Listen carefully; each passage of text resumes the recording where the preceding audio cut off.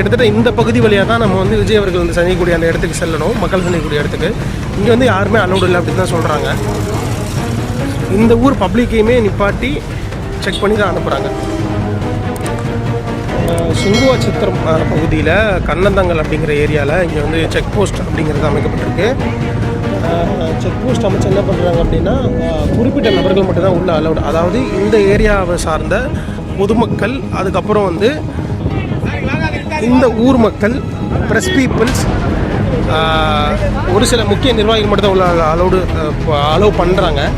இது எல்லாருமே வந்து பார்த்திங்கன்னா இங்கேயே வந்து தடுத்து நிறுத்தியிருக்காங்க. அந்த காட்சியை தான் நம்ம பார்க்குறோம்.